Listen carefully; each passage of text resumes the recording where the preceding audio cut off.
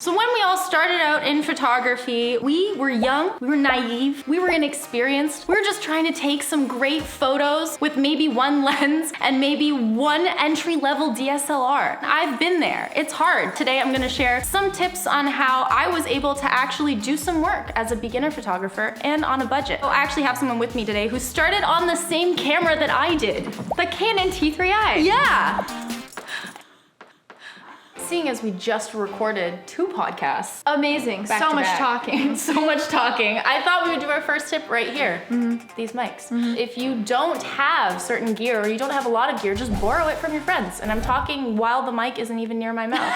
I had a Canon T3i for so long that a friend of mine had a 5D Mark III and I would do anything she asked just so I could use that on different jobs. I use my dad's Canon T3i, so luckily, usually the dads feel the duty to really have those nice family portraits during family gatherings. He never used it, so I just hijacked it. I didn't save up for my own personal camera until I was 19, 20 years old, and that was the Canon 70D with that dual pixel autofocus. I was like, what? So moral of the story, kids, steal your dad's camera or borrow some from your friends. Yeah, borrow in and take things from your friends. You do not need a lot of gear in order to get your first jobs. I started with a Canon 70D with a 40mm pancake lens, and that's what I shot my first travel film on, and my first wedding. And there were no gimbals when I was first starting, and they're really expensive. So the biggest hack is actually what Chris is doing right now. If there's no slack in your strap, you're gonna have a really steady shot. A couple other things you can do with only one lens is you can make any lens a wide-angle lens. So all you have to do is take a few photos, panorama style or vertical, and you can make a wide photo. Also, you can try something like lens whacking for you video people. All you have to do is take your lens off your camera body and let in a few light leaks for a really cool film effect. Hey, Sarah. Hey. Can I borrow your bike? Of course. Cool. Here I go.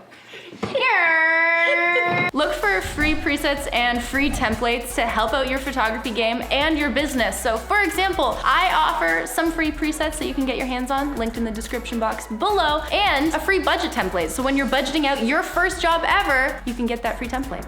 Oh, Sarah.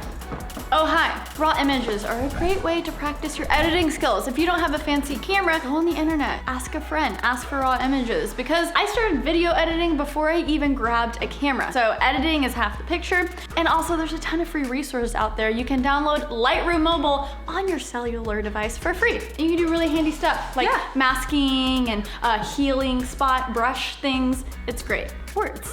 If you don't have your own lighting, you can 1, go outside and use natural light, which looks beautiful all the time, or I guarantee you have lamps inside your house, like Pixar over here. This one, although you can't take off the shade, probably there are lamps in your house where you can do that. You can make yourself a really moody portrait, especially if you make it black and white. Also, I love lamp. I love lamp. If you don't have tons of money to buy tons of gear, which I certainly didn't when I started, you can actually DIY make some of your own gear, like a skateboard dolly or even a reflector by using a big piece of Bristol board, for example. I've also linked a few other DIYs you can do in the description box below. What was my point? Buy used gear. Do not be afraid of Craigslist, especially if you're also selling gear. Craigslist doesn't have that crazy eBay fee. When it comes to buying used lenses, Canon has so many lenses to choose from, and they've been around for a while, so they're gonna be cheaper. We're all Sony shooters here, but I really think Canon is a great place to start with your first DSLR and your first few nice used lenses. Now I gotta come all the way back in and get the camera.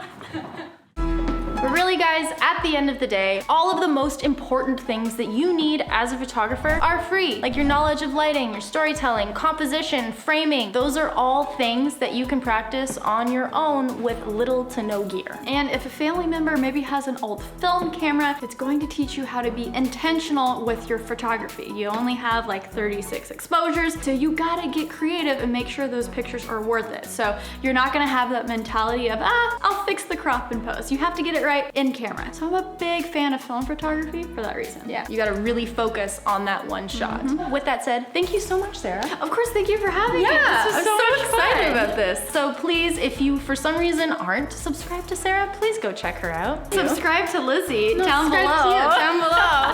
YouTube.com/Sarah Dietschy. Thank you guys so much for watching. If you like this video, give it a like down below, subscribe, and hit the bell to get notified when I post new videos. See you guys probably back in Toronto.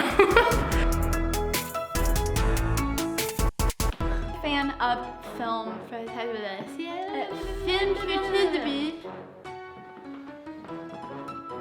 we'll just cut them. The nifty 50.